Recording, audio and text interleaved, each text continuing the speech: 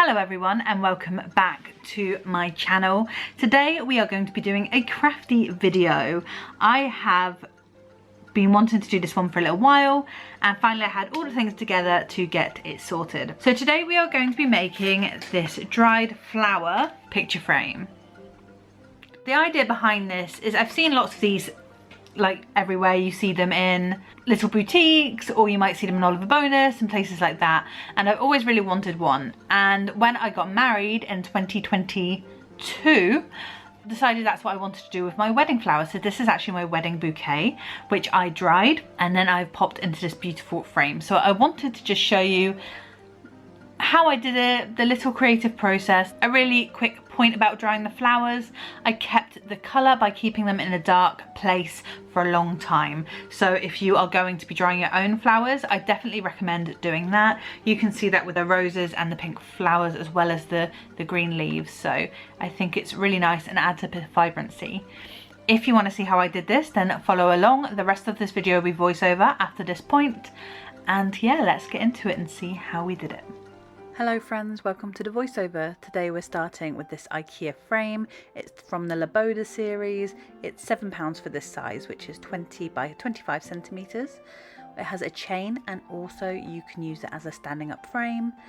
The reason I really like this frame is because instead of glass it uses plastic, which I felt a lot more comfortable with having to push down on the flowers. I didn't want anything to crack. So the first thing I did, with the help of my little helpers, as you can see here, is remove all of the film from the plastic. At first I was worried this would be tricky, but actually it was really easy to peel off. Next I needed to retrieve my flowers out of this Booths bag where they've been sitting in a closet for the past year and a half. And here they are dried. You can see the pinks have really kept their colour, and so have the greens, which I was really pleased about because I didn't want this just to be a brown one-toned picture. Next, using scissors, I'm just cutting off flowers that I think will look cute. You can see I've got a different helper here. Some of these were quite tough to cut, but once I found where they were attached, they just needed a good snip.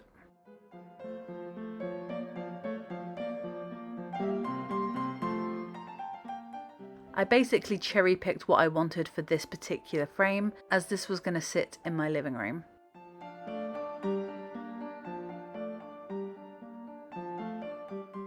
I also took some of the ferns from the back. Then I took some of the leaves from the bridesmaid's bouquet, which I'm lucky enough to have had as well, so I had more variety. This is what I ended up with: some beautiful green leaves, an array of white flowers. I'm not sure what these were originally, but I'll find out and pop it on my Instagram post. Some ferns, these are lovely and curly, and this beautiful big pink peony from my grandpa's garden. I also had some roses and some extra flowers, including baby's breath and some rosebuds. Here I'm just organising the flowers so they're all together, so I know what I've got to use.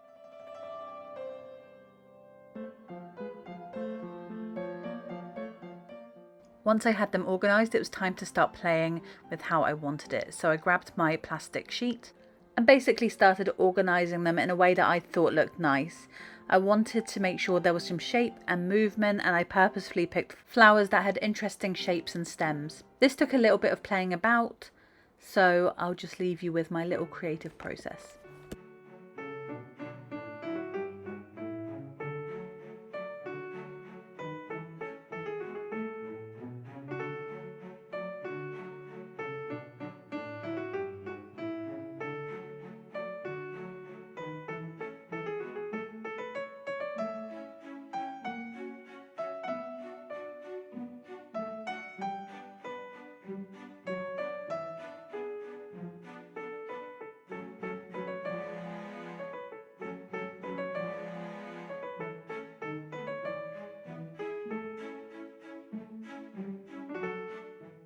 Once I had the flowers placed where it looked most pleasing to me, I added on the second sheet of plastic.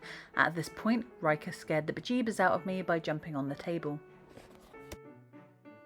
I then very gently applied some pressure to make sure the flowers were as flat as they possibly could be. This meant that some of the thicker flowers and the rosebuds split, but actually I think they looked more beautiful. Now I'm going to add it into the frame. This was a little bit trickier than I thought, but it does give you quite a lot of width allowance in the frame. As I pulled it down, I did hear the metal frame scraping the plastic a little bit, so please be aware if you do this yourself. I will be next time for sure. You can really see here how much space you've got to play with in the frame. And that's it. That is what we are left with.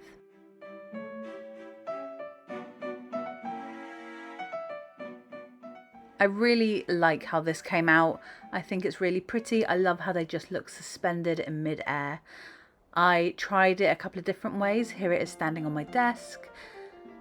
And I just wanted you to see all of the different textures inside. I was trying to film it from as many angles as possible. Here it is on a white wall. You can see that drop shadow from the flowers is really super pretty. And it's so nice you can go up to it and see all of the details. And here it is in its permanent home. If you like this video, please like and subscribe to this channel. If you watch but haven't subscribed, please consider doing so we can grow our communities. I make videos nearly every week and I hope to see you around. Bye!